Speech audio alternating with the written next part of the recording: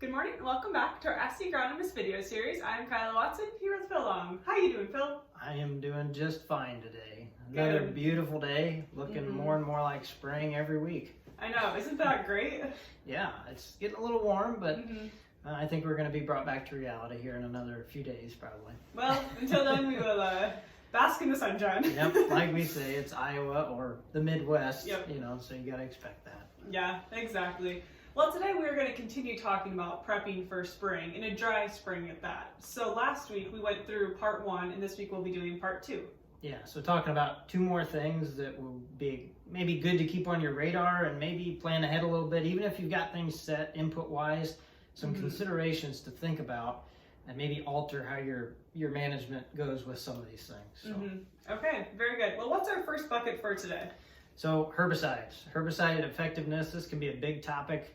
We'll probably talk about this a little bit more in a future episode on carryover and stuff, but herbicide effectiveness and more related to dry spraying and residual herbicides is kind of where I'm going with that. Okay. So there's a lot when it comes to considering, number one, what kind of herbicide you're using. Obviously you want to consider all the weeds that are the most problematic, and whether you're doing corn or soybeans makes a big difference.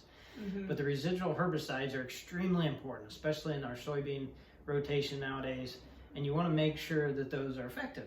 If we're spraying them out there and we don't get the rain, and then you kind of miss that window of activity, you plant your soybeans, you want them to be there right about that time, spraying right before you plant kind of thing.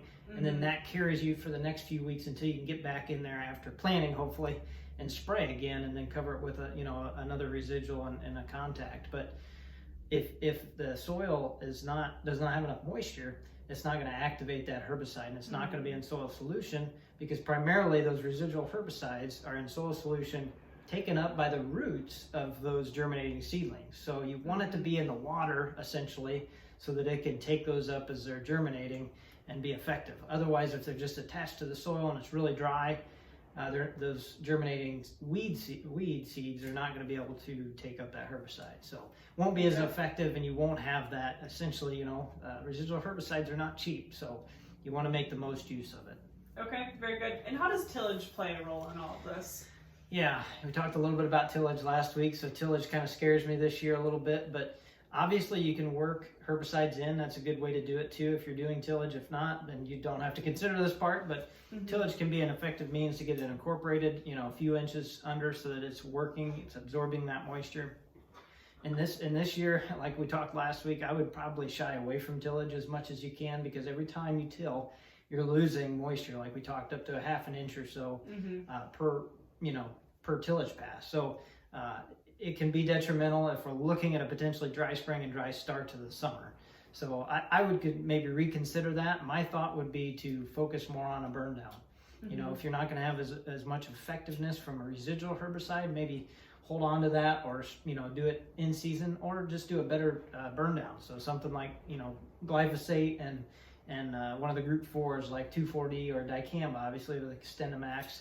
We have that, it's still a great herbicide before the soybeans come up too, and one that's been, obviously we're encouraging you to use it there too. I mean, it's going to help control, give you some residual, obviously, but it works really well as a contact too. So, there's lots of other options, Gramoxone, and lots of, per soybeans and corn, different things like Valor or Sharpen and things that you can mix in there that have some residual but also work as a burn down. So, just think about those things. Maybe do a better burn down, especially if you got weeds coming and warms up early, and we have some early flushes of weeds. Get those burn downs on, and then plant, and then come back with a residual with hope that you can get that moisture, in that next week or so, 7 to 10 day window. Really need about a half an inch to activate most of those residual herbicides. So just remember that and try to plan ahead the best you can as you're going about and getting ready to plant. Okay, and then what about our group 3 herbicides? Yeah, I threw this in here because I thought it's a good reminder. There's not a lot of farmers using them, but if you are, these would be the Prowls and Treflans and so forth, the yellows, whatever you want to call them, group 3s. This would be one that this year you'd want to make sure you work it in. If it's left on the surface, it can easily be broken down or degraded much more quickly. So still effective herbicides, but If you're still using that with tillage and so forth, that might be one that I would consider to work in, and just take the chance on the moisture. But you'll have better effectiveness if they're in the soil a little bit, so they won't be lost. A lot of our other residual herbicides aren't broken down near as quickly. They're made that way nowadays with sunlight and everything. They hold on pretty well, even if there's not moisture and they're on the surface. Okay. Is there anything to add on the herbicide effectiveness topic?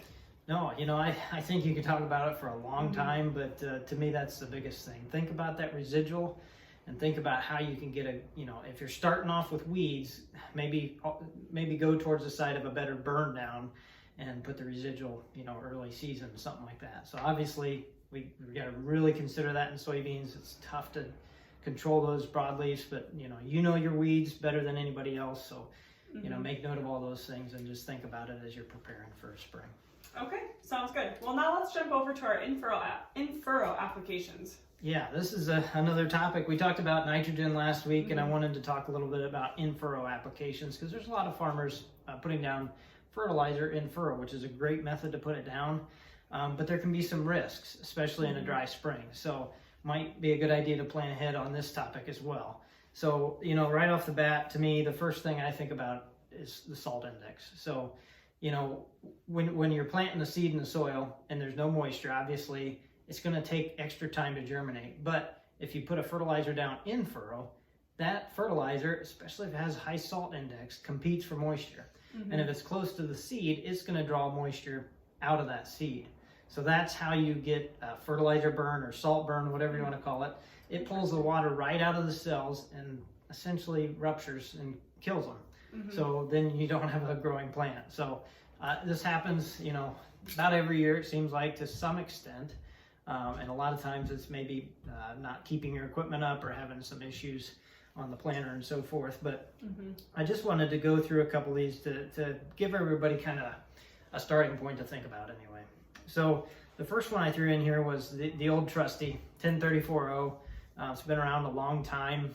Looks like oil when you're pumping. It's not a lot of fun to work with, but a very effective product. Has been kind of the standard, in my opinion. When you look at return on starter fertilizer, this one always is right up there. I mean, there's a lot of other formulations nowadays, but this one still is tried and true and does the job.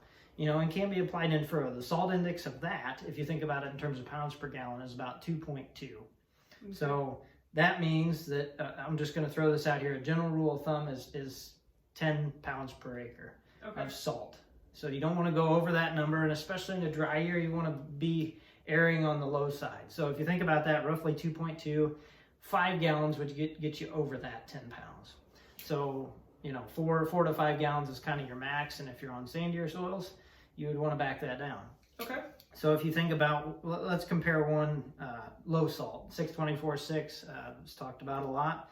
That's about half, roughly, about 1.3 in terms of salt index and pounds of salt per gallon.